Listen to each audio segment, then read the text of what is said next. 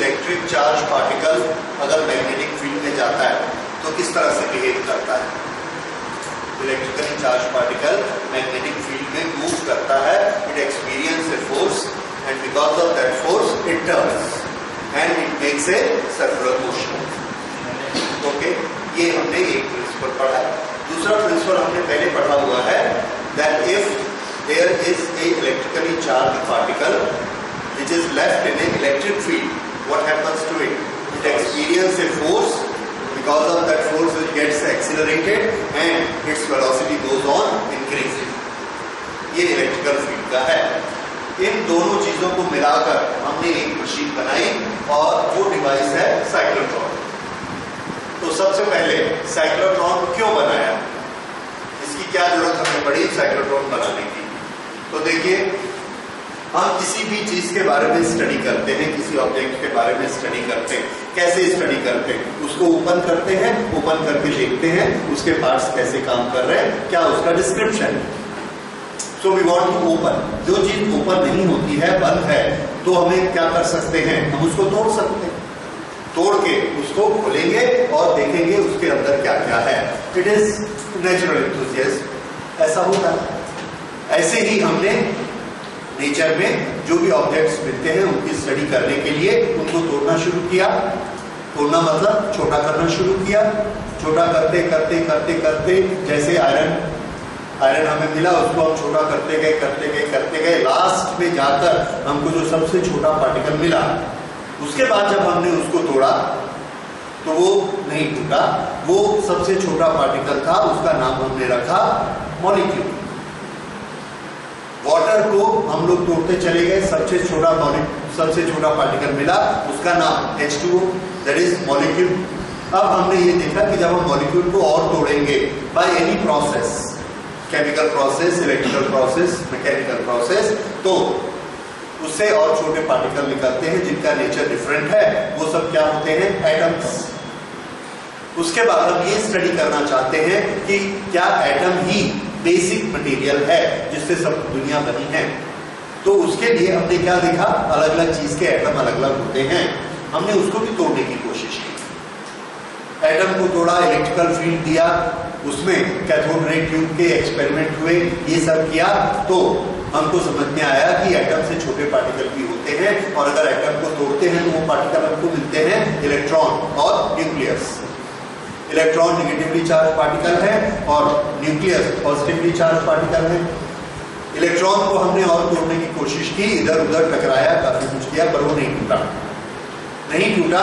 तो हमको ये लगा कि एक फंडामेंटल मटेरियल है, ये नहीं टूटता है, और वो जैसा है वैसा का वैसा हर चीज में पाया जाता है।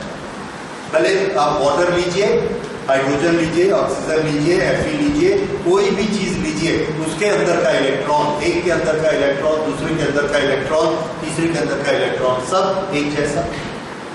तो ये हमने माना वो एक फंडामेंटल मटेरियल है। लेकिन जो दूसरी चीज थी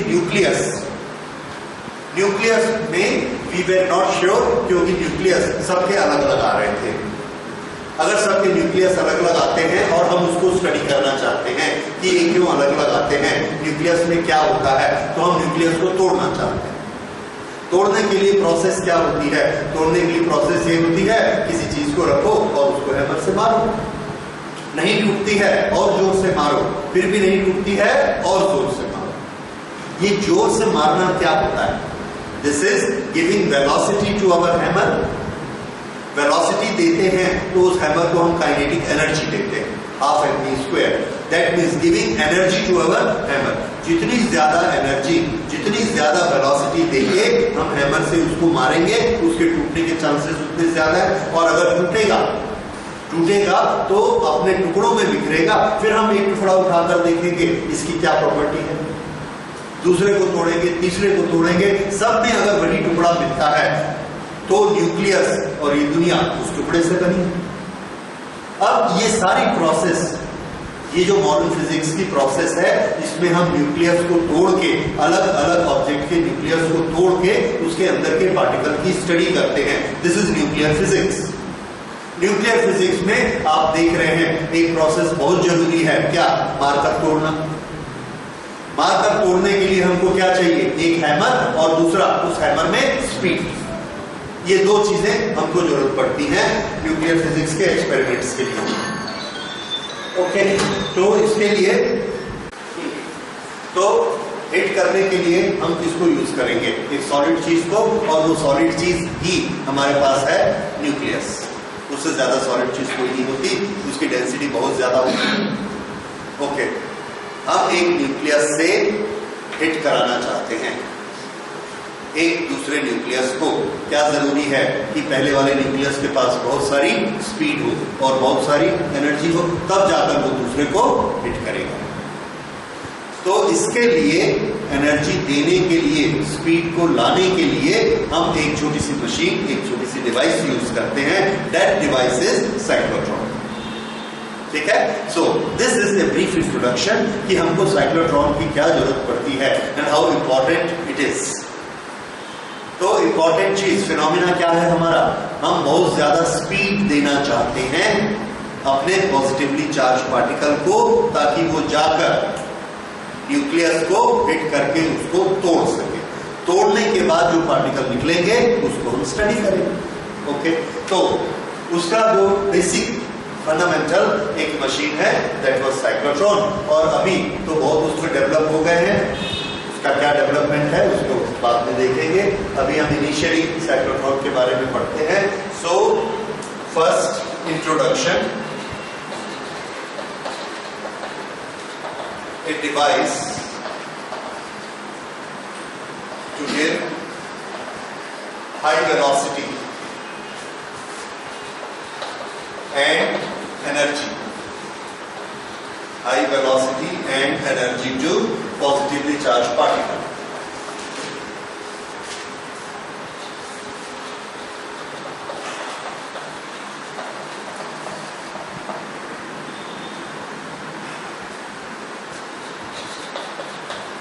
Principles involved.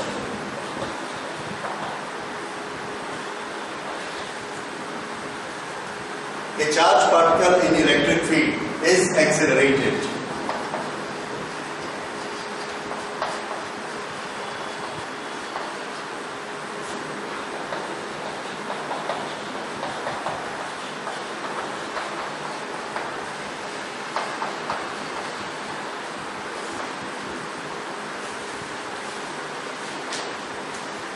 ये number 1 principal.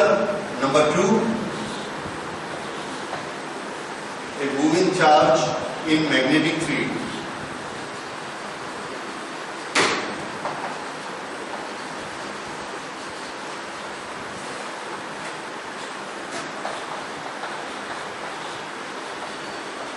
turns and make a circle.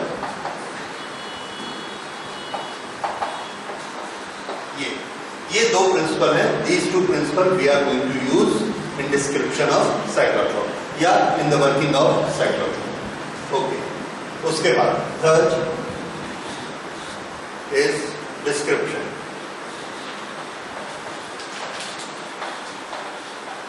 Description and diagram.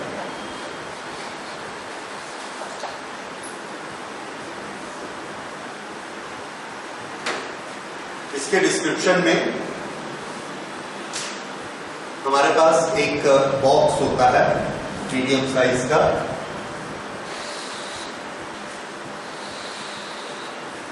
ये बॉक्स ऐसा बॉक्स होता है जैसा हमारा रोटी रखने का, चपाती रखने का बॉक्स होता है। इतना मोटा, वो ढक्कन खोल के अंदर चपाती रख के ढक्कन बंद कर देते हैं। ये वैसा गोल बॉक्स है, तो इसकी कुछ थिकनेस भी होगी, मोटाई होगी।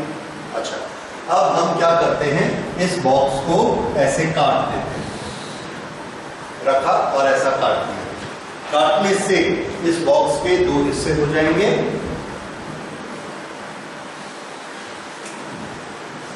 ये जो दो हिस्से हैं, इसमें हम क्या देखते हैं कि एक ऐसा और दूसरा इसके सामने ऐसा।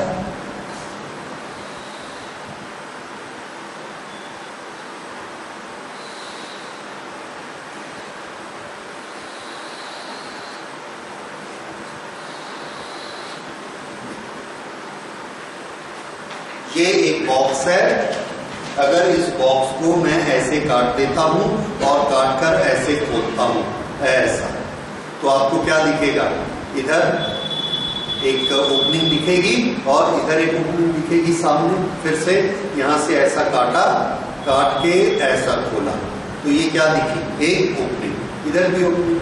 फिर से इसको काटा और काट के ऐसा कर दिया। अगर ऐसा किया तो ये एक ओपनिंग है, इधर भी एक ओपनिंग है और ये दोनों ओपनिंग एक दूसरे के सामने। इसकी शेप कैसी है, हाफ राउंड, और इसकी शेप भी कैसी है, हाफ राउंड, और हम इसको ऐसे खोलेंगे, दोनों के सामने ओपनिंग आ जाएगी। अब इसका शेप समझ में आ गया। Okay, so these are hollow boxes, half circular hollow boxes. ये वैसी ही शेप रखते हैं जैसे इंग्लिश का लेटर डी होता है, सो वी कॉल देम डीज। डीज, ये दो डी होते हैं। ओके, तो डी का मतलब समझ में आ गया, आमने सामने दो पॉट रहेंगे। अच्छा, इसके बाद यहां सेंटर में, इन दोनों के बीच में सेंटर में हमने एक हीटर रखा। वो हीटर हमको हीट करने से पॉजिटिव आयन देगा। हीट करेंगे, एनर्जी मिलेगी और उसमें से आयंस, पॉजिटिवली आयंस निकल के बाहर आएंगे। Okay, so that is ion generator या पॉजिटिव आयन हमको देने वाला सोर्स एस।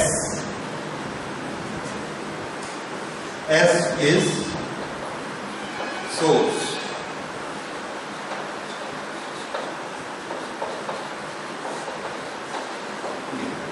एस उसका सोर्स है, पॉजिटिव आयन का।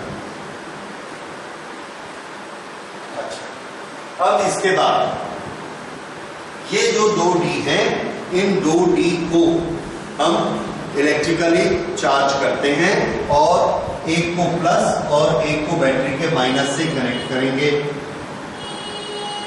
यहां पर हम एक डिवाइस यूज करेंगे, that device is oscillator. Oscillator क्या होता है, ऑसिलेटर एक ऐसी डिवाइस है जो हमको ईएमएफ देती है, लेकिन वो ईएमएफ यहां से निकल रहा है। अभी यहाँ प्लस है, यहाँ माइनस है, फिर इधर प्लस हो जाएगा, इधर माइनस हो जाएगा, फिर घूमेगा, इधर प्लस, फिर घूमेगा, इधर प्लस, फिर घूमेगा, इधर प्लस, फिर घूमेगा, इधर प्लस। तो ये क्या कर रहा है, प्लस, ऑसिलेट। एक बार करंट ऐसे फ्लो होगी, दूसरी बार करंट ऐसे फ्लो होगी, फिर एक बार ऐसे होगी, फिर ऐसे होगी। This is called oscillator. इन दोनों के बीच एक पोटेंशियल डिफरेंस होता है। वो पोटेंशियल डिफरेंस काफी हाई लेते हैं हम, around 10,000। So high potential difference के लिए वर्ड यूज करेंगे high tension. So there is a high tension oscillator. High tension oscillator हमने ये बनाया, ये उसका सिंबल है। इसमें प्लस और माइनस नहीं होगा, नहीं बनाएंगे क्योंकि दोनों चेंज हो रहे हैं, इसलिए ये AC का साइन इसमें बनेगा। This is a high tension oscillator. ये हमने एक यहां लगा दिया और एक इसके साथ लगा दिया, HT high tension oscillator. Okay,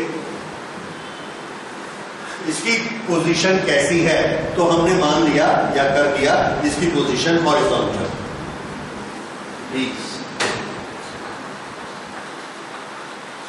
horizontal, ये हॉरिजॉन्टल पोजीशन ऐसी है।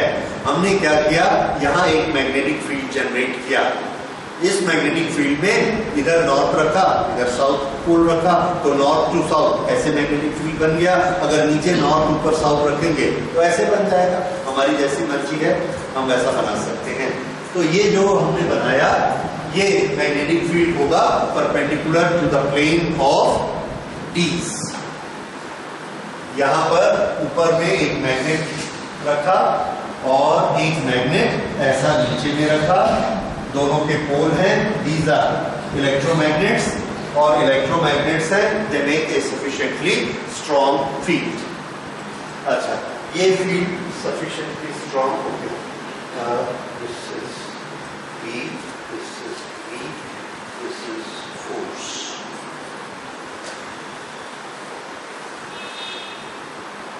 ओके, यहां पर हमने मैग्नेटिक फील्ड रखा नीचे की तरफ,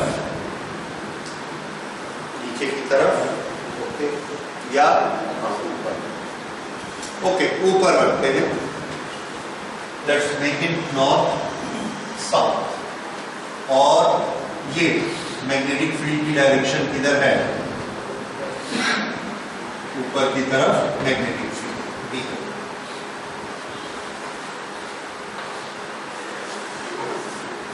ओके, तो ये साइक्लोट्रॉन है ऐसा रखा हुआ हॉरिजॉन्टल, और ये मैग्नेटिक फील्ड है ऐसा perpendicular to it.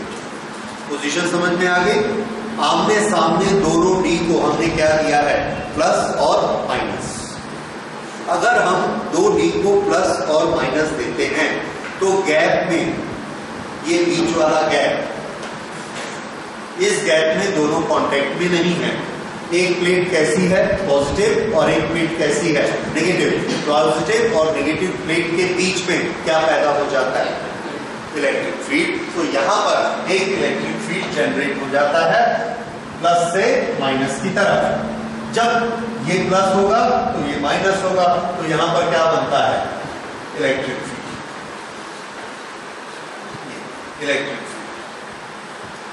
Electric field कैसा बनेगा? हॉरिजॉन्टल कि वर्टिकल? ये D कैसे रखे हैं? हॉरिजॉन्टल। ये दो के बीच में ऐसा आया इलेक्ट्रिक फील्ड, तो इलेक्ट्रिक फील्ड कैसा है? हॉरिजॉन्टल। और मैग्नेटिक फील्ड हमने कैसा दिया? वर्टिकल। ये कनेक्शन, तो दोनों फील्ड एक दूसरे के राइट एंगल पर इस डिवाइस में बनते हैं। ओके, ये एक छोटी सी चीज याद रखिएगा, दोनों एक दूसरे के राइट एंगल पर बनाते हैं। इसी के लिए हमने ये सारा सेटअप किया। अब उसके बाद यहां पर एक छोटी सी विंडो है,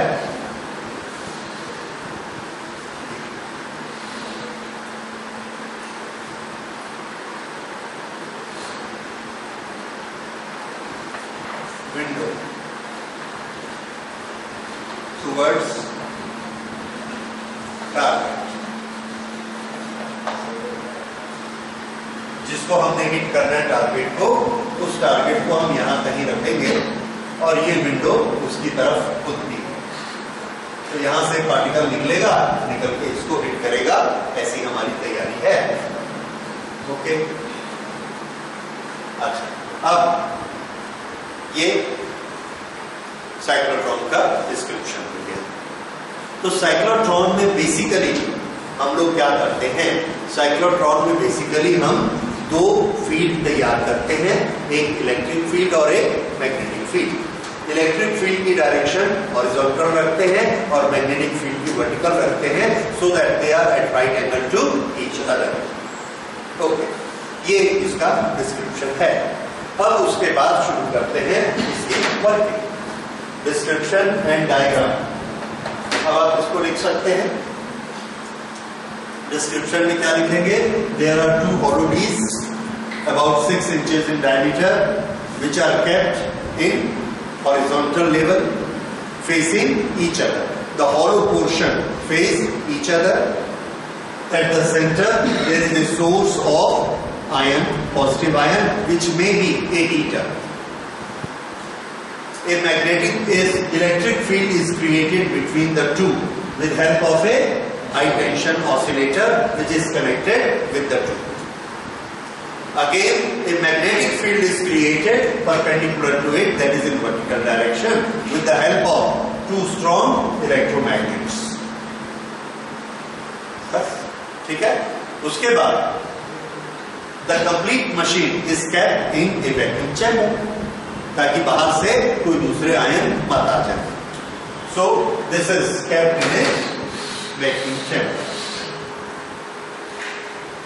Right. उसके बाद अब हम लेते हैं इट्स वर्किंग। वर्किंग के लिए मैं एक थोड़ा सा अलग डायग्राम बनाऊंगा, या ठीक है, इसमें हम समझ सकते हैं, you will be able to understand that. Working step by step देखिए। We heat up this source, it will generate a positive ion, that is a positively charged particle. Okay? Positively charged particle हमको पता है कैसे होते हैं, heavy होते हैं। अगर आप एक एटम को तोड़ेंगे, उसके दो टुकड़े होंगे, एक तरफ एक इलेक्ट्रॉन जाएगा और एक पॉजिटिव आयन बनेगा। उसमें से वेट किसके पास होता है? पॉजिटिव आयन के पास वेट होता है, इलेक्ट्रॉन के पास नहीं होता। तो भारी चीज कौन है? Positive ion. ओके, उसी का हमारा टारगेट है। तो यहां पॉजिटिव आयन निकला, इनको हमने दोनों डीज को HT ऑसिलेटर से टच किया हुआ है। Suppose at any instant this is plus and this is minus. अगर ऐसा है तो इलेक्ट्रिक फील्ड कैसा बनेगा? Plus to minus. जैसे ही यहां से इलेक्ट्रिक चार्ज निकलेगा, it will get the force due to electric field. How much is that force? Q into E. Because of that force, it will get accelerated. Because of that acceleration, its speed will go on increasing. In which direction? In the direction of electric field. तो यहाँ पर इस gap में ये charge निकला, इस electric field के कारण एक्सेलरेट हुआ, इसकी स्पीड बढ़ते गई बढ़ते गई बढ़ते गई, ये बढ़ते बढ़ते बढ़ते इसकी स्पीड 2 हो गई। 2 होते होते इसने कुछ रास्ता पार कर लिया। जैसे ये रास्ता पार करके यहां पहुंचता है, स्पीड 2 आफ्टर एक्सेलरेशन, तो ये क्या करेगा? ये वाले डी में अंदर एंटर करेगा। ये दोनों डी सामने रखे, यहां बीच में चार्ज पार्टिकल बना, यहां इलेक्ट्रिक फील्ड है, उसने फोर्स लगाया तो ये ऐसा चलना शुरू कर दिया। चला तो इसकी स्पीड बढ़ के कितनी हो गई? 2। होते होते ये इसके अंदर घुस गया। अब जब इस डी के अंदर जाता है, उस समय का बिहेवियर ध्यान दीजिए। गॉस थ्योरम से हम लोगों ने ये पढ़ा है that electric field inside a conductor is 0। ठीक है, जैसे ही ये इसके अंदर एंटर करता है, inside the conductor electric field is 0। Why it was having acceleration due to force by electric field. उसके कारण इसकी स्पीड बढ़ रही थी, लेकिन अंदर जाके तो इलेक्ट्रिक फील्ड 0 हो गया। इसका मतलब उस पर फोर्स लगना बंद हो गया। जैसे ही उसने एंटर करता है, उसके पास फोर्स लगना बंद हो गया, लेकिन उसकी स्पीड कितनी बन चुकी है? 2। उस स्पीड से इनर्शिया के कारण इट कीप्स ऑन मूविंग। ठीक है, यहां पर ऊपर और नीचे मैग्नेट है, तो ये मैग्नेटिक फील्ड ऐसा पूरा लगा हुआ है। ये जो चार्ज यहां से ऐसे चल रहा है, ये मैग्नेटिक फील्ड में चल रहा है। मैग्नेटिक फील्ड ऊपर की तरफ है, चार्ज की वेलोसिटी इस तरफ है, फोर्स किधर लगेगा? इधर। ये फोर्स लगेगा ही लगेगा, because the charge is moving in a magnetic field. तो ये फोर्स इधर लगेगा। अगर ये फोर्स ऐसा लगेगा तो ये क्या करेगा? This will turn the electric charge particle. तो ये इसको टर्न करता है and it starts turning. Turn होते होते हमको इसका नेचर मालूम है, इसका टर्निंग कैसा होता है? Circular. It will keep on turning.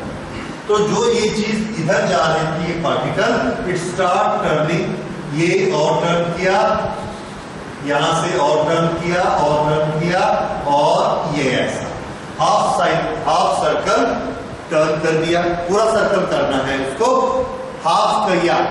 जैसे ये हाफ सर्कल पहले कंप्लीट करता है, फिर से गैप में आ जाए। यहां से एंटर किया, हाफ सर्कल कंप्लीट किया, तो कहां निकल के आ गया? गैप में।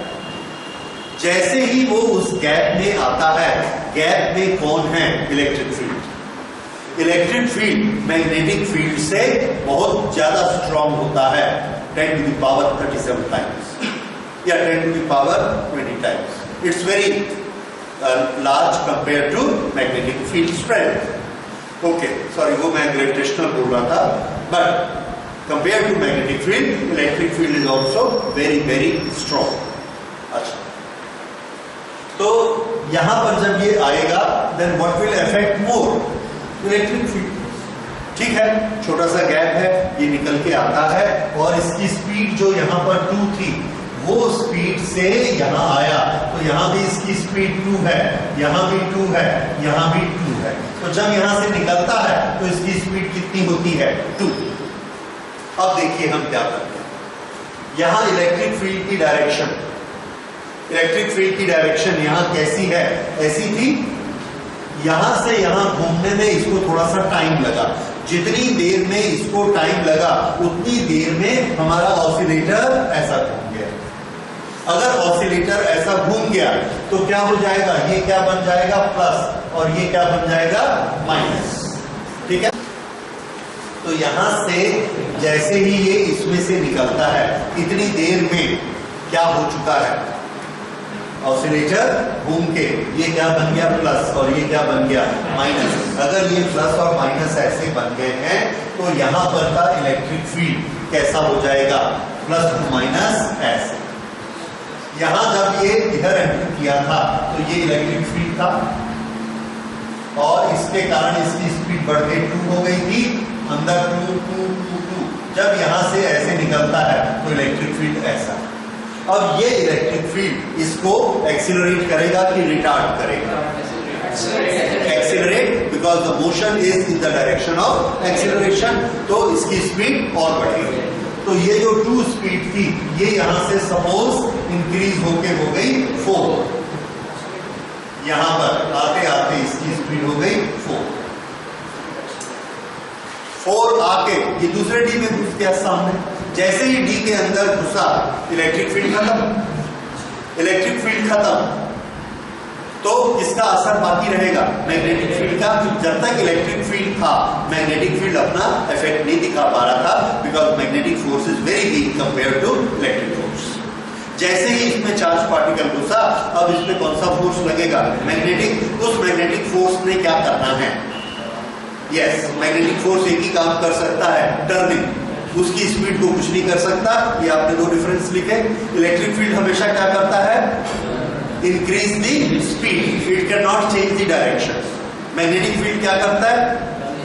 It can not change the speed, it can only change the direction. तो हम बारी बारी से दोनों को मौका देते हैं। इसने स्पीड बढ़ाई 4 और इसके अंदर एंटर कर गया। जब इसके अंदर एंटर कर गया तो इसकी स्पीड 4 थी, तो इसने उसको टर्न किया और अब हम देखते हैं फिर से हमने ये फॉर्मूला लगाया ऐसा। अब फोर्स इधर है, इस फोर्स के कारण ये ऐसा टर्न करता है और स्पीड कितनी? 4 4 4 4 हाफ सर्कल। हाफ सर्कल बनाने में इसने थोड़ा सा टाइम लगाया, उतने टाइम में ये ऐसा हो गया, उतने टाइम में ये टर्न हो गया, फिर से ये क्या हो गया? प्लस, और ये माइनस। जैसे ये बाहर निकलता है यहाँ इलेक्ट्रिक फील्ड मिलता है किस डायरेक्शन में? In the direction of velocity. In the direction of velocity electric field मिला। फोर्स क्या लगा? QE। किस डायरेक्शन में? E की डायरेक्शन। तो इसी डायरेक्शन में फोर्स, इसी डायरेक्शन में वेलोसिटी। तो वेलोसिटी का क्या होगा? It will accelerate. तो ये जो 4 थी ये एक्सीलरेट होते होते, सॉरी ये S, ये एक्सेलरेट होते होते होते यहां पर 6 बन गई। 6 जैसे 6 बनी, सामने दूसरा D आ गया, दूसरा D आ गया, उसमें एंटर कर गया। एंटर कर गया, इलेक्ट्रिक फील्ड खत्म, एक्सेलरेशन बंद, मैग्नेटिक फील्ड एप्लीकेबल है, इट विल स्टार्ट टर्निंग। तो ये यहां से ऐसे टर्न किया, कौन सी स्पीड लेके? 6। यहां हाफ टर्न करके यहां पर पहुंचा। जब वो यहां पर पहुंचता है उतनी देर में ये फिर टर्न हो गया। अब ये फिर क्या बन गया? प्लस और माइनस। इलेक्ट्रिक फील्ड इस डायरेक्शन में, वेलोसिटी इस डायरेक्शन में। So there is a force in this direction, this velocity get accelerated। और ये जो 6 है यहां आ गई 8। अब ये 8 से टर्न करता है 10, 10 से टर्न करता है 12, 12 से टर्न करता है 14।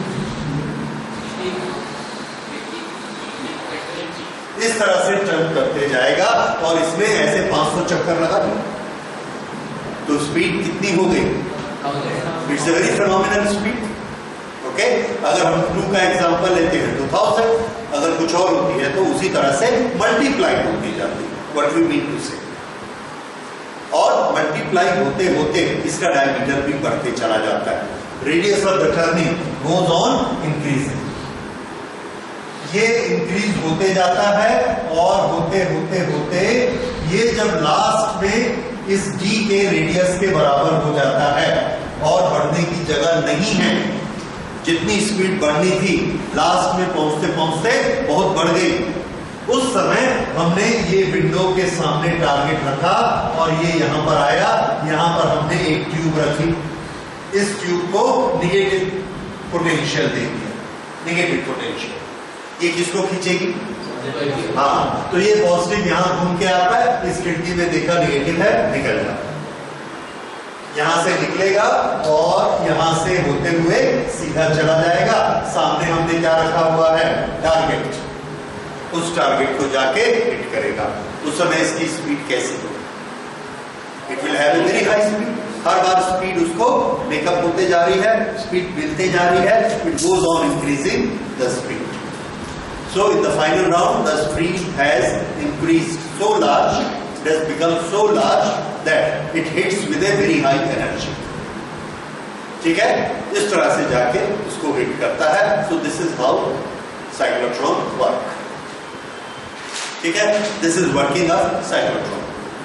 अब इसमें कुछ चीजें, कुछ डाउट्स, कुछ और चीजें हमको क्लियर करनी है। नंबर 1, यहां पर ये टर्म होके आया, इसको कुछ टाइम लगा, उतने टाइम में ये प्लस क्या बन गया? माइनस। प्लस क्या बन गया? माइनस। और फिर यहां से टर्म होके गया, ये माइनस फिर से क्या बन गया? प्लस। यानी एक चक्कर ये एक साइकिल लगाता है तो ऑसिलेटर भी हमारा एक साइकिल लगाता है। दोनों की फ्रीक्वेंसी कैसी? बराबर। ओके, यहां पर इसने टाइम लगाया, मान लीजिए 1 माइक्रोसेकेंड, तो हमने इसको भी सेट कर दिया कितना? 1 माइक्रोसेकेंड। लेकिन जब ये यहां घूमेगा तो क्या उस समय भी 1 माइक्रोसेकेंड लेगा? बड़ा चक्कर है, तब क्या होगा?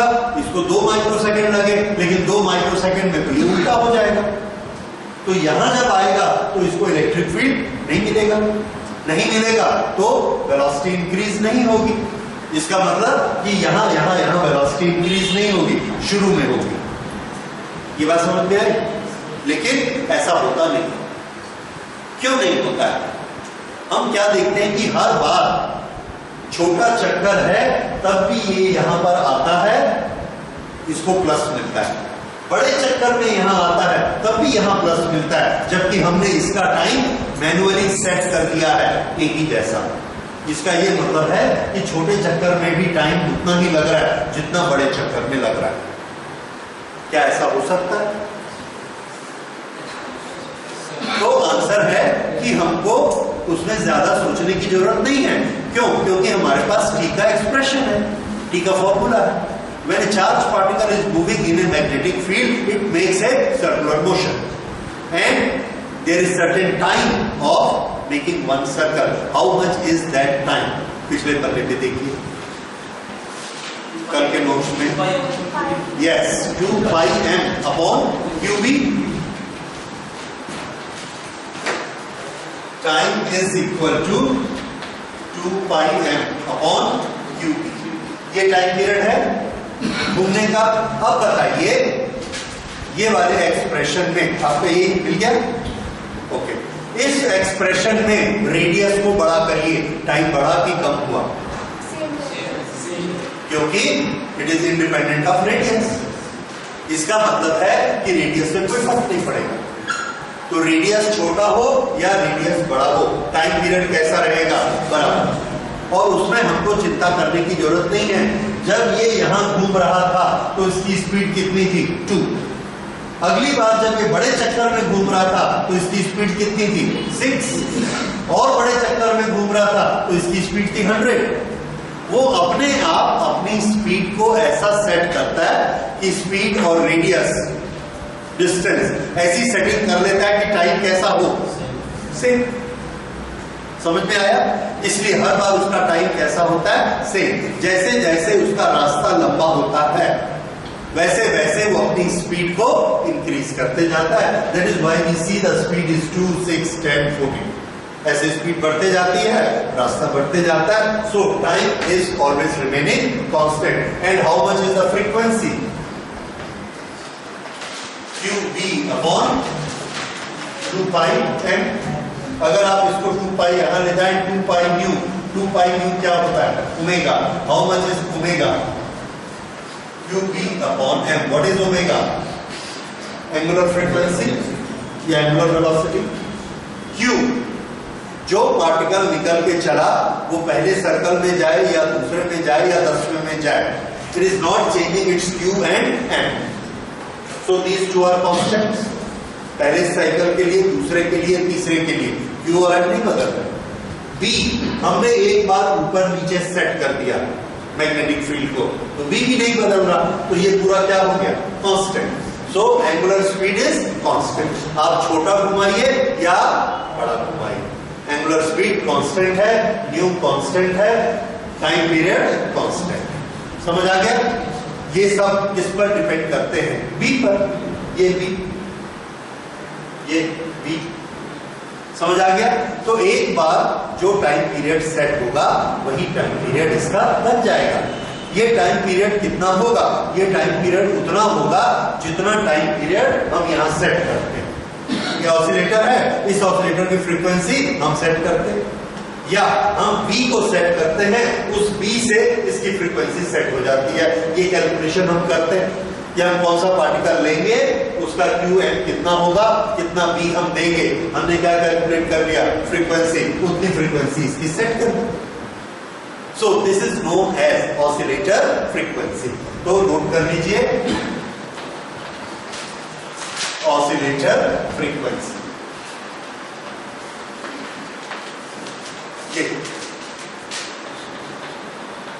This is oscillator frequency. ये जो ऑसिलेटर फ्रीक्वेंसी है ये किस किस की होती है?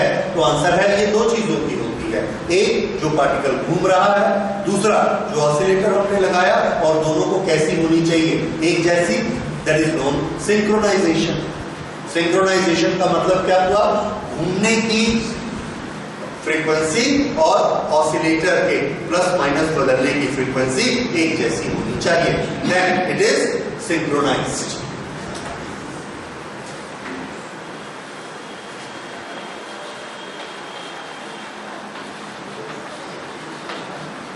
सिंक्रोनाइजेशन,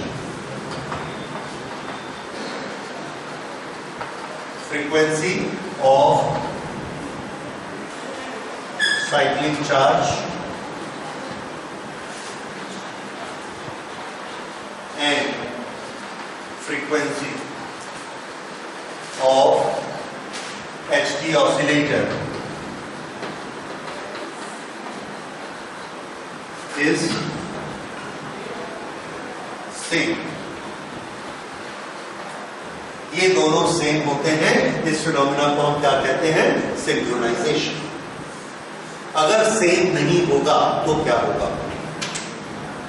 अगर सेम नहीं होगा तो चार्ज पार्टिकल जब पहुंचेगा गैप में, उस समय चार्ज पार्टिकल जब गैप में पहुंचेगा उस समय इलेक्ट्रिक फील्ड उसको उस डायरेक्शन में नहीं मिलेगा। अगर उल्टी डायरेक्शन में मिला तो एक्सेलरेशन होने की बजाय क्या हो जाएगा? रिटार्डेशन, स्पीड बढ़नी बंद और छोटा हो जाएगा उसका सर्कल। समझ में आया? इसलिए क्या चीज जरूरी है? सिंक्रोनाइजेशन होना जरूरी है। ओके, ये सिंक्रोनाइजेशन होता है। ये किसका एक्सप्रेशन है? टाइम पीरियड का। अच्छा, अब दूसरी चीज इसमें हम देखते हैं द रेडियस। पहली बार इसने ऐसा सर्कल बनाया, दूसरी बार उसी के ऊपर सर्कल क्यों नहीं बनाया? बड़ा क्यों हो गया circle? It is not making a circular motion, it is making a spiral motion. Radius बड़ा होते जा रहा है, क्यों? फिर पिछला पन्ना देखिए, रेडियस का फॉर्मूला बोलिए।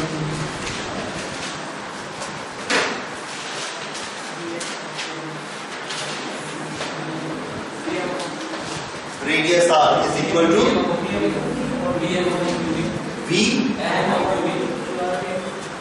वी एम अपॉन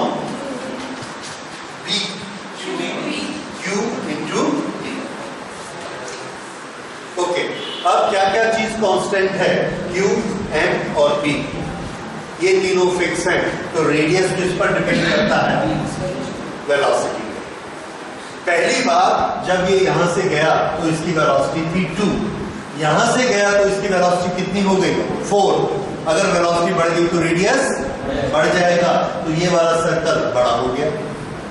फिर यहां आया, वेलोसिटी कितनी हो गई? 6, तो ये सर्कल और बड़ा हो गया, फिर ये सर्कल और बड़ा हो गया।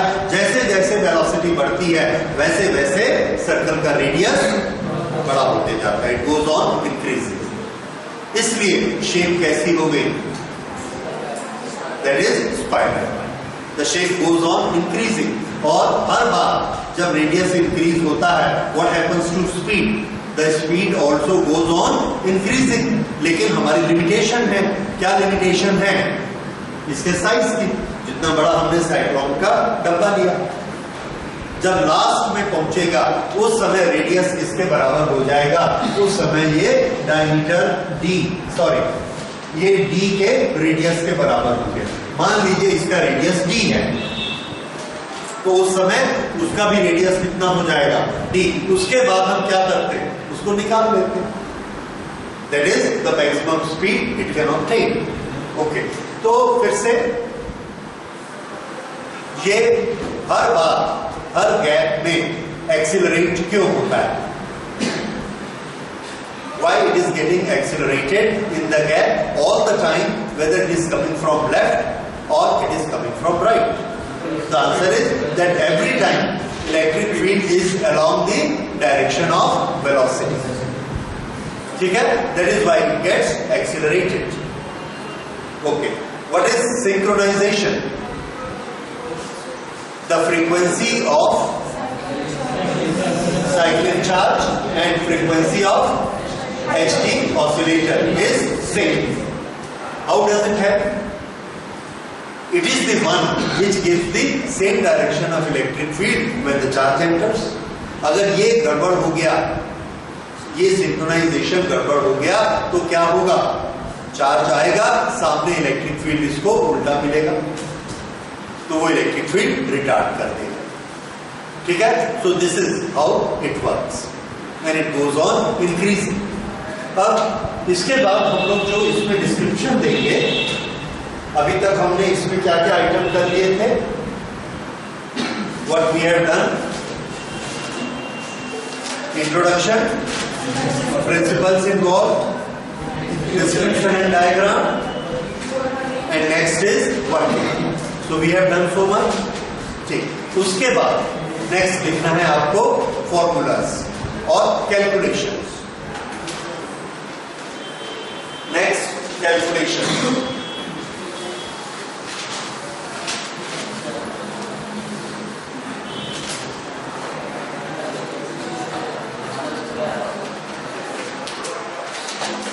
कैलकुलेशन में आप लिखिए ए charge particle, A charge moving particle, A charge moving particle in magnetic field rotates, make a circular motion. Okay, यहां से start. Make a circular motion where magnetic field act as their magnetic field act as centripetal force. Therefore, mv square upon r is equal to qvt. ठीक है? इससे हम फिर आगे बढ़ना शुरू कर देते हैं। That r is equal to mv upon qv. इससे हम क्या एक्सप्लेन करेंगे? जैसे जैसे वेलोसिटी बढ़ेगी वैसे वैसे रेडियस बढ़ेगी। उसके बाद हमने इसका ओमेगा निकाला, v को क्या लिखा? r omega. v को अगर r ओमेगा लिखा तो r कैंसर, ओमेगा को इधर छोड़ा तो ओमेगा कितना आ गया? qb upon m।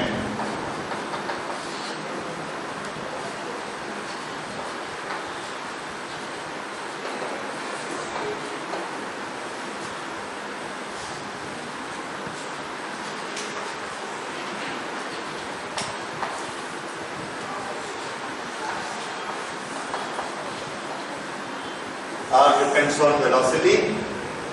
Omega is qb upon m, so omega is independent of radius.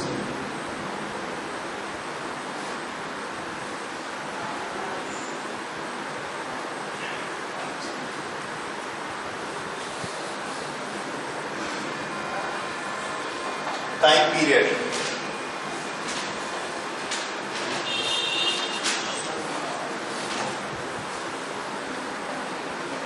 Pi upon ये क्या है? Time period. This is again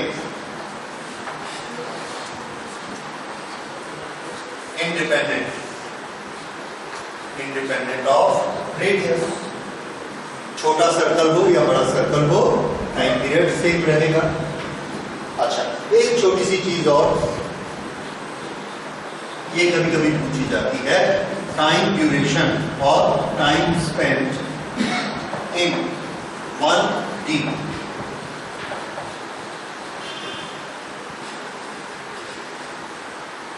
एक D में कितना टाइम लगता है इसको?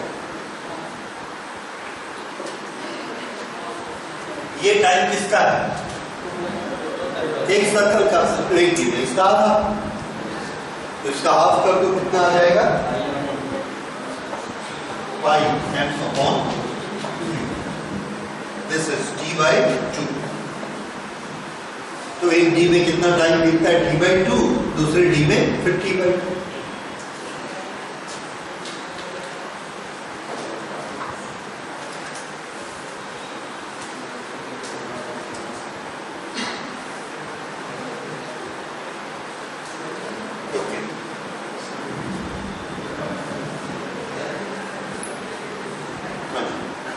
उसके बाद फ्रीक्वेंसी, इसको उल्टा कर दिया. इसी फ्रीक्वेंसी पर हम किसको सेट करते हैं? ऑसिलेटर को. तो इसका नाम क्या हुआ? Cyclotron frequency.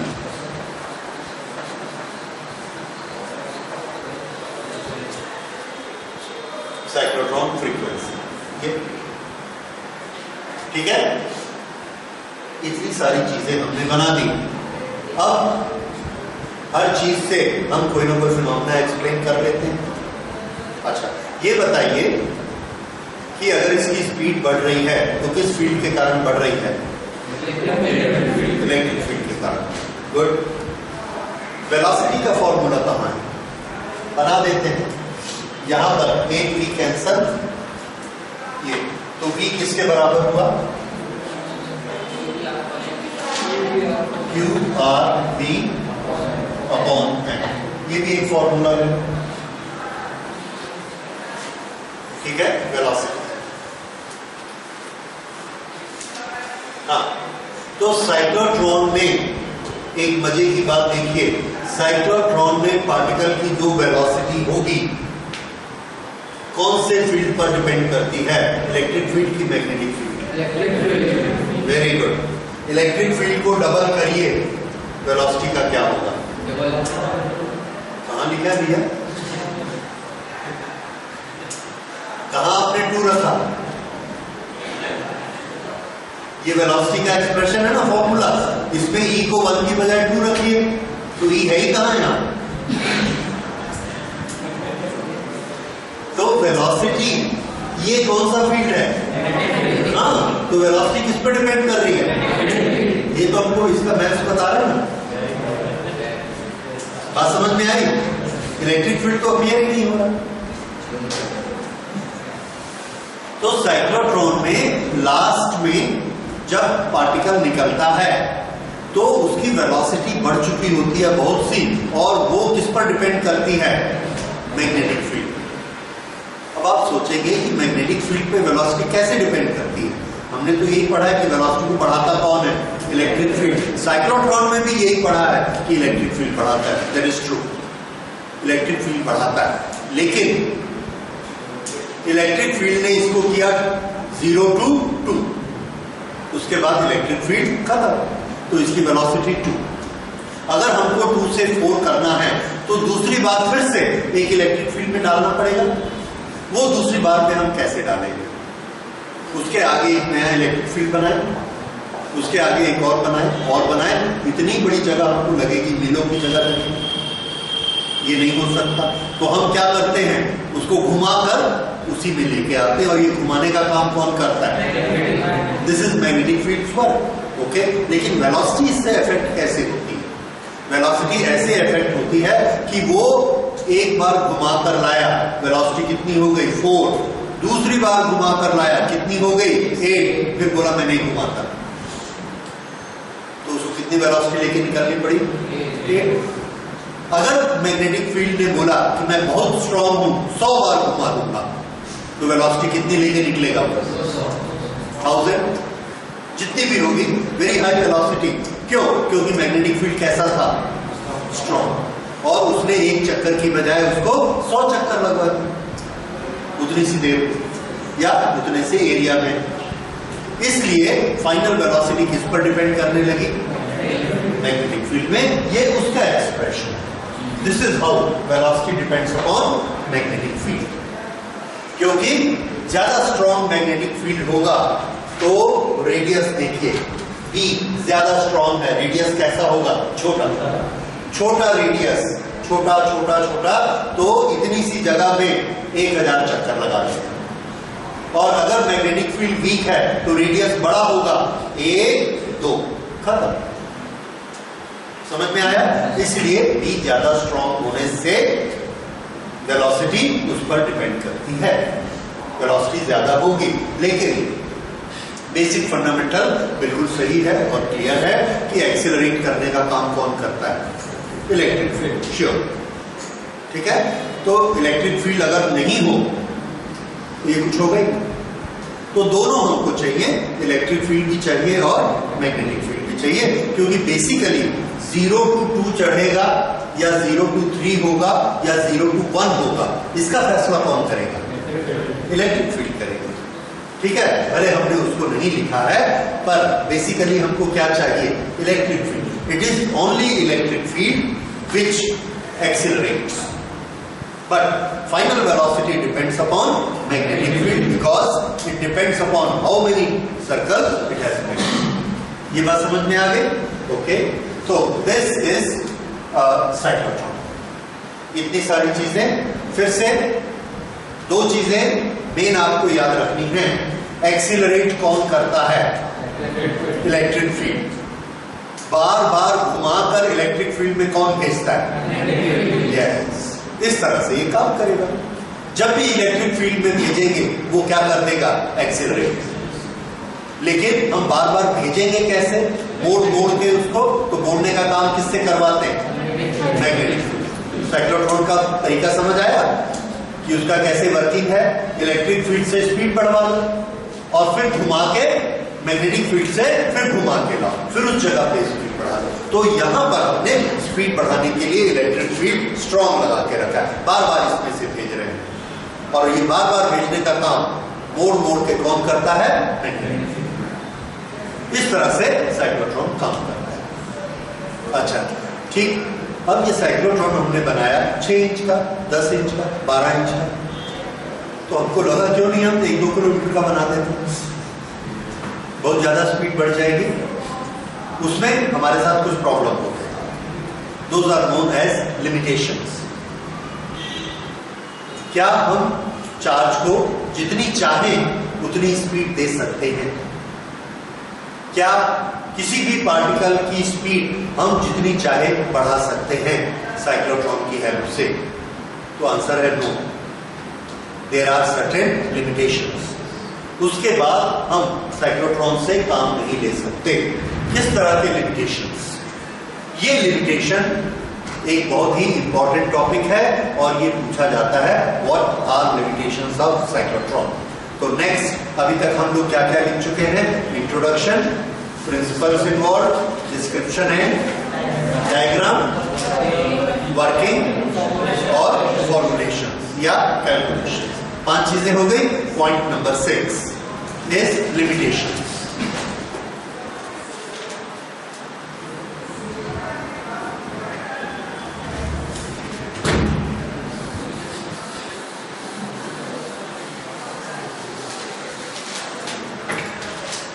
लिमिटेशन के लिए मैं पहले से आपको बता देता हूं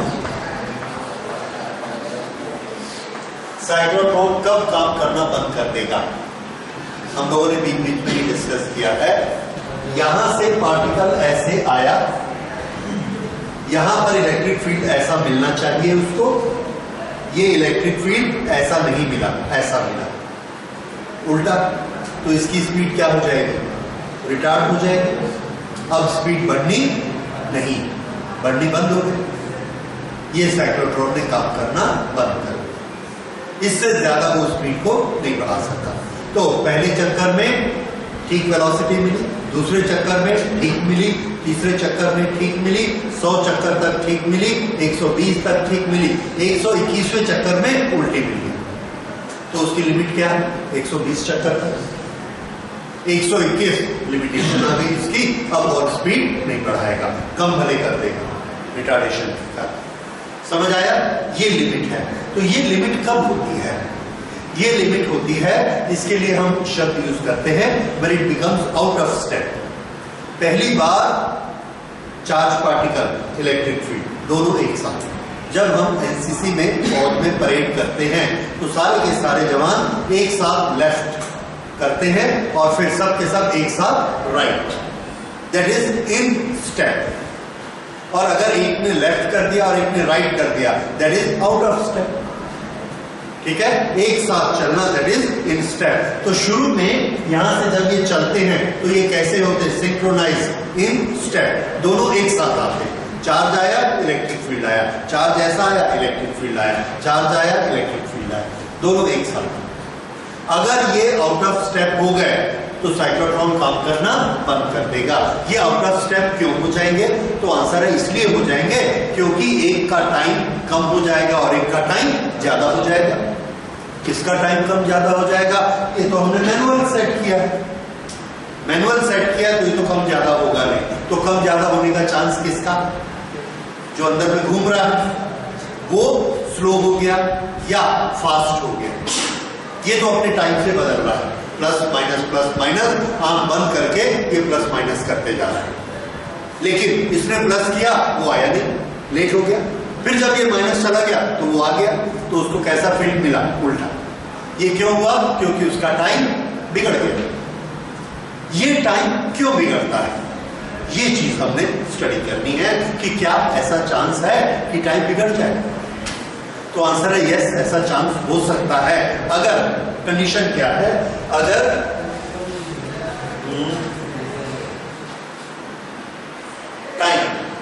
टाइम का एक फॉर्मूला है हमारे पास, time is equal to velocity, ये speed upon velocity, sorry distance upon velocity. ये हमको क्या देता है, time.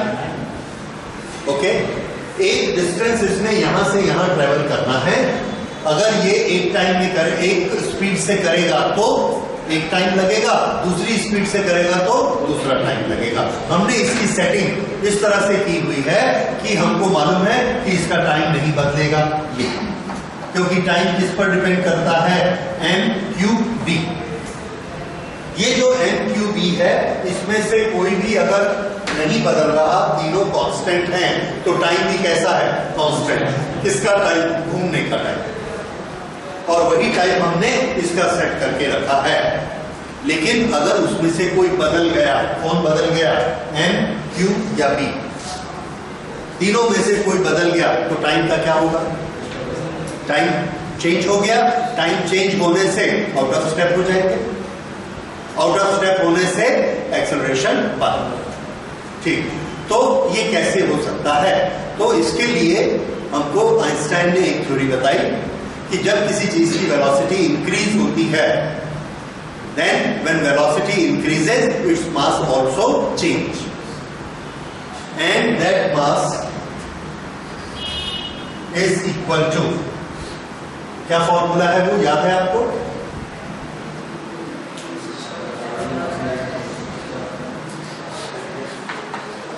v square upon c।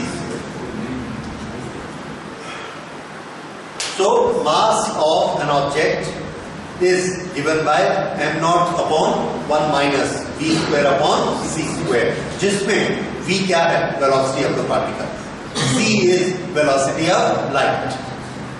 तो जैसे जैसे वेलोसिटी बढ़ते जाती है, थोड़ा सा इसका इफेक्ट देखिए, वेलोसिटी बढ़ गई तो नेगेटिव वाला पार्ट बढ़ गया, नेगेटिव वाला पार्ट अगर ये बढ़ गया तो 1 माइनस करेंगे तो ये पूरा कैसा हो जाएगा? छोटा, स्मॉलर। अगर डिनोमिनेटर स्मॉलर हो गया तो मास का क्या होगा? बढ़ जाएगा। ठीक है, तो किसी भी ऑब्जेक्ट का मास रनिंग कंडीशन में वेलोसिटी में कितना होता है, इस फॉर्मूले से कंट्रोल होता है, where m naught is rest mass. ये रेस्ट मास मतलब ये कब का मास है? जब वेलोसिटी क्या है? 0। ठीक है, हमने मान लिया। उसके बाद जैसे जैसे वेलोसिटी बढ़ती जाएगी मास बढ़ते चला जाएगा। वेलोसिटी बढ़ती जा रही है, ये माइनस वाला पार्ट बढ़ते जा रहा है, ये छोटा होते जा रहा है, डिनोमिनेटर छोटा होते जाएगा तो मास बड़ा होते जाएगा।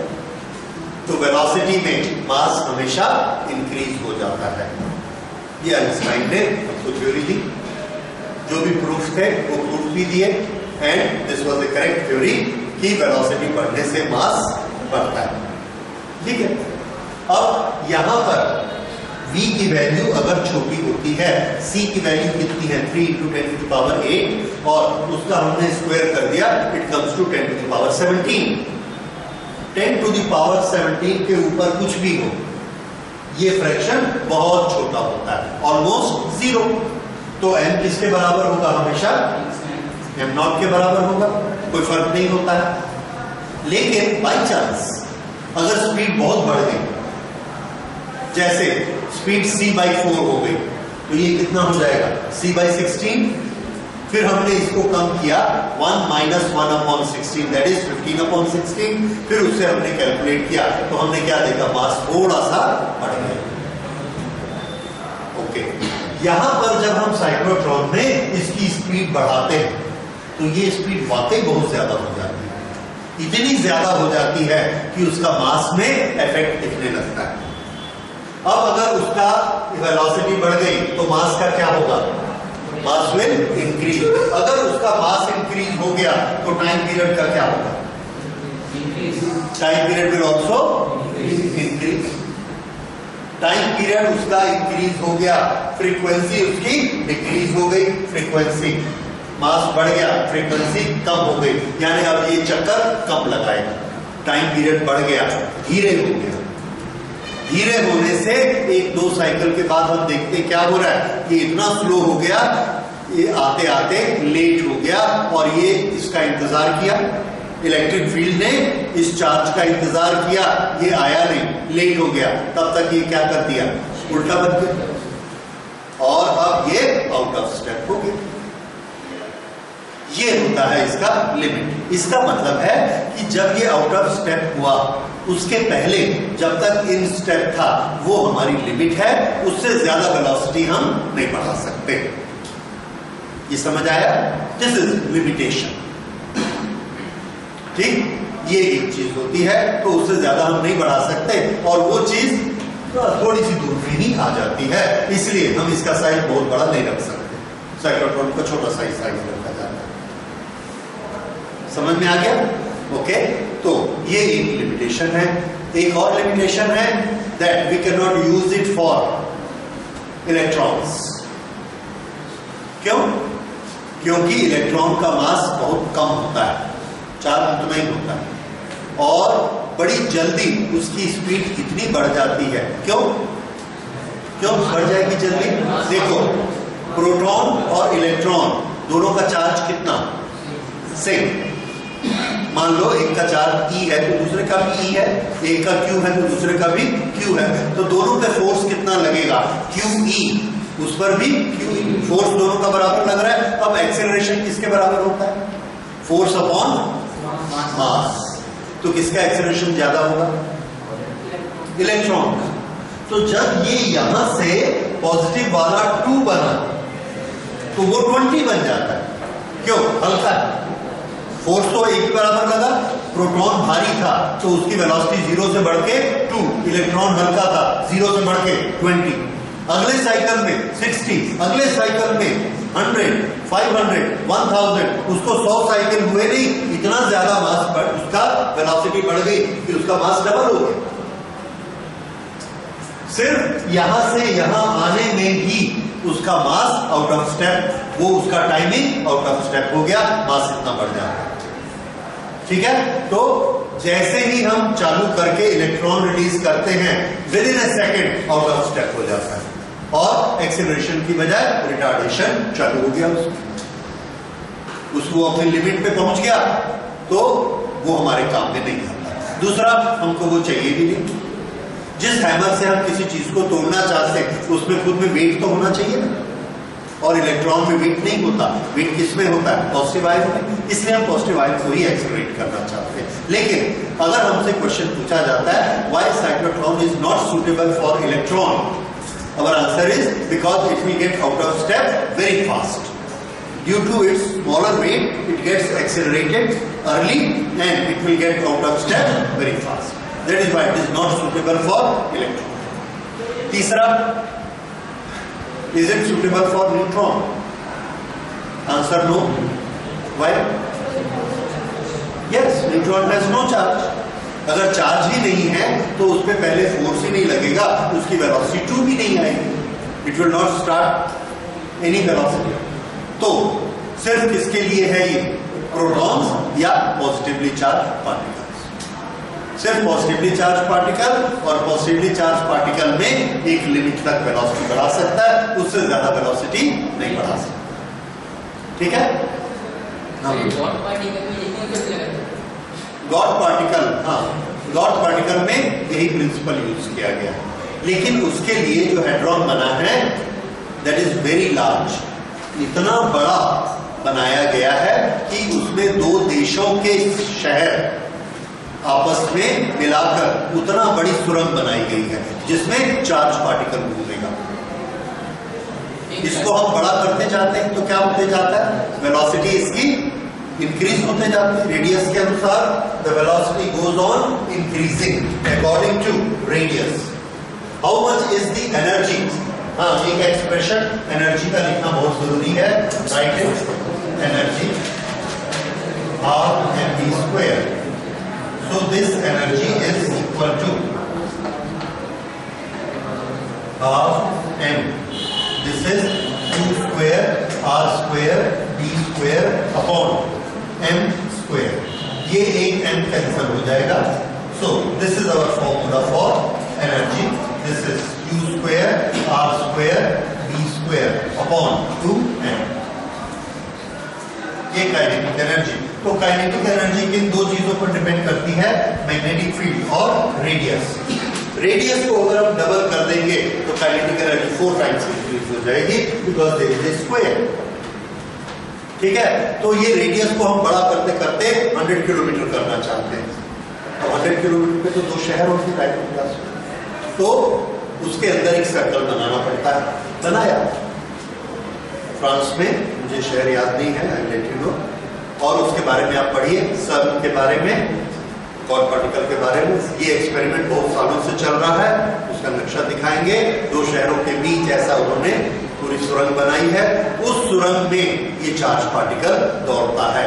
क्या स्पीड होगी सोचिए, इतना बड़ा रेडियस होगा। उस स्पीड से जब ये चलता है तब इसके सामने हम प्रोटॉन लाते हैं, न्यूक्लियस लाते हैं और उसको हिट कराते हैं। उतनी स्पीड से जब हैमर चल के उसको हिट करेगी तो क्या होगा? एकदम उसका चूरा चूरा हो जाएगा, टूट जाएगा। जबकि हम क्या जानते हैं कि प्रोटॉन टूटता नहीं। क्यों? आज तक तो हम तोड़ नहीं पाए। यहां पर जाकर ये कोलिजन हुआ, तो ये जो कोलाइडर बना उसके पीछे प्रिंसिपल यही है कि हम एक्सेलरेट किससे करते हैं? इलेक्ट्रिक फील्ड और मैग्नेटिक फील्ड की हेल्प से एक्सेलरेट करते हैं। ऐसे करके अभी वो वाला बिग बैंग किया गया और उससे न्यूक्लियस को तोड़ा गया। न्यूक्लियस के बहुत सारे पार्टिकल निकले न्यूक्लियस में से। अभी सब में स्टडी चल रही है, 2, 4, 5 साल लगेंगे सारी स्टडी करने में, कितना डाटा उसमें से निकला। और उसमें से इनिशियली जो अभी इंफॉर्मेशन हमको आई है कि इसमें सबसे छोटा पार्टिकल जो उनको मिला है उसका नाम उन्होंने रखा है गॉड पार्टिकल। उससे और छोटा नहीं मिला तो हम सोच लेते हैं कि उससे छोटा पार्टिकल नहीं होता। अगर वो सबसे छोटा पार्टिकल है तो वही अलग अलग नंबर में कंबाइन होकर अलग अलग पार्टिकल बनाता है। जैसे हम लोग जानते हैं कि प्रोटॉन न्यूट्रॉन कंबाइन होके अलग अलग तरह के न्यूक्लियस बनाते हैं और उससे हमारे एटम अलग अलग तरह के बनते हैं। कॉपर बनता है, हाइड्रोजन बनता है, Fe बनता है, सब के अंदर बेसिकली क्या होते हैं? प्रोटॉन और न्यूट्रॉन। लेकिन प्रोटॉन न्यूट्रॉन दोनों अलग अलग हैं, तो उसके अंदर कोई ऐसी चीज होनी चाहिए जो उनको प्रोटॉन न्यूट्रॉन बनाती है। उसके लिए ये एक्सपेरिमेंट किया गया और छोटा पार्टिकल इसमें से निकला। ओके, तो ये मॉडर्न फिजिक्स है। इसको आप साइंस मैगजीन्स में पढ़ेंगे, इंटरनेट पे पढ़ेंगे। यहां पर हम बेसिक चीज क्लास 12 में क्या पढ़ते हैं, वो प्रिंसिपल जिससे हम एक्सीलरेट करके किसी भी चीज को हिट करने के लायक एनर्जी देते हैं। And what is that device? Cyclotron is that device. ये हमको वो प्रिंसिपल बताता है कि किस तरह से हम किसी पार्टिकल को एनर्जी दे सकते हैं और कितनी एनर्जी दे सकते हैं। इसके बाद हम लोग यहां रुके नहीं। जैसे ये पार्टिकल घूमते घूमते घूमते यहां पहुंचा, ये सेंटर है, इतनी दूर आ गया, ये रेडियस आ गया। इस रेडियस के कारण देखिए, इस रेडियस के कारण ये वेलोसिटी आ गई, इस रेडियस के कारण ये वेलोसिटी आ गई, वेलोसिटी बढ़ गई। इस वेलोसिटी के कारण ये मास बढ़ गया। तो हम क्या करते हैं, मास बढ़ गया, हम क्या चाहते हैं, टाइम पीरियड मत बदले, टाइम पीरियड मत बदले। तो ये मास बढ़ गया है, हमने क्या किया, उस जगह पर यहां पर b को बढ़ा दिया। b को हम लगा दें, यहां पर हमने एक्स्ट्रा मैग्नेट लगाया, b को बढ़ा दिया। ये m जो है 1.5 टाइम्स इंक्रीज हो गया, हमने b को भी इंक्रीज कर दिया 1.5 टाइम्स। ये कैंसर टाइम पीरियड फिर कैसा हो गया, सेम आउट ऑफ स्टेपलिंग हुआ। This is known as synchrotron.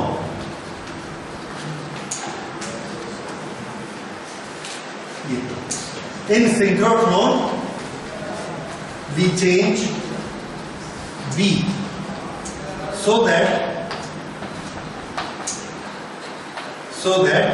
frequency do not change. अब हम वेलोसिटी कैसी कर सकते हैं, बढ़ा सकते हैं। रेडियस को क्या कर सकते हैं, और बढ़ा सकते हैं, बढ़ा देते हैं। ये और मॉडर्न आएगा, ठीक है। इसमें और बहुत से डेवलपमेंट हैं। अगर आप रिसर्च के फील्ड में जाएंगे तो आपको यही फील्ड आजकल ऊपर मिलेगा, इसी में सबसे ज्यादा रिसर्च चल रही है। तो ये इस तरह से बढ़ाएंगे। तो क्लास 12 में हम लोग सिर्फ बेसिक फंडामेंटल पढ़ते हैं। क्या चीज, कि किस तरह से इलेक्ट्रिक फील्ड और मैग्नेटिक फील्ड को यूज करके हम स्पीड दे सकते हैं, और जो जो एक एक प्रॉब्लम आता है उसका सॉल्यूशन निकाल सकते हैं। ये हमने देखा, हमने सॉल्यूशन निकाले और लिमिटेशन को भी खत्म कर दिया। यहां पर हमने b कम रखा, यहां b और ज्यादा रखा, यहां b और ज्यादा रखा, ताकि हमारा ये रेशियो जो है टाइम वाला, ये रेशियो बिगड़े मत, फ्रीक्वेंसी वाला रेशियो बिगड़े मत। ये b अपॉन m को जितना m बढ़ते जाता है उतना b को भी बढ़ाते जाते हैं, कर सकते हैं। तो दैट इज सिंक्रोट्रॉन, ठीक है। सो ऑल दीज थिंग्स आप किसी बुक में पढ़ेंगे, ये सब चीजें दी हैं। लेकिन जब आप इसके बारे में 5 मार्क्स क्वेश्चन अगर आता है, cyclotron is a very favourite topic और 5 मार्क्स क्वेश्चन। क्यों? क्योंकि इसमें पूरी डिटेल्स आपको लिखनी है। तो जब आप इसका आंसर लिखेंगे तो पूरा सब टाइटल 1 2 3 4 5 6 सब बनाकर लिखिए। आपकी कोई चीज छूटेगी नहीं, आपका कोई मार्क्स नहीं छूटेगा, you will get full marks, ठीक है। पूरे एक एस्से में मत लिखिए, अदरवाइज आपका 3 पेज का एस्से होगा और एग्जामिनर को हमेशा डाउट रहेगा कि आपने लिमिटेशन लिखा कि नहीं लिखा, फॉर्मूला आपने पूरे लिखे कि नहीं लिखे। तो वो फिर पूरा उसको पढ़ना पड़ता है, नहीं पढ़ेंगे पूरे नंबर नहीं देंगे। सो they take a safe bet कि 5 नंबर का है तो इतना लिखा है तो होगा ही 4 नंबर देना, लेकिन 1 नंबर तो हमारा गया, नहीं जाना चाहिए। आधा भी नहीं जाना चाहिए। तो इसलिए हम क्या करते हैं, 1 2 3 4 5 6 सभी पॉइंट देते हैं और सभी टाइटल देख के एग्जामिनर को पता लगता है कि हमने कुछ भी नहीं छोड़ा है, इसलिए मार्क्स हमको 100% ही मिलेगा। ठीक है, और 5 में 5 मार्क्स मिल जाना, that is a good achievement. इस तरह से साइक्लोट्रॉन को आप बड़े अच्छे से तैयार कर सकते हैं। न्यूमेरिकल्स के लिए इसके सारे फॉर्मूलाज याद रखिए। कंसेप्चुअल क्वेश्चन के लिए हमने इसके कंसेप्ट सारे डिस्कस कर लिए हैं कि सर्कल की बजाय स्पाइरल क्यों बनता है, आउट ऑफ स्टेप क्यों हो जाता है, टाइमिंग एक जैसा कैसे रहता है, ये सारी चीजें हमने, ये छोटे छोटे 1 मार्क 1 मार्क 1 मार्क भी आता है। बस साइक्लोट्रॉन से रिलेटेड एक आध क्वेश्चन आता ही है, साइक्लोट्रॉन से नहीं तो उसके प्रिंसिपल से। ठीक है, so it is very important. Okay, so next class we will change the topic.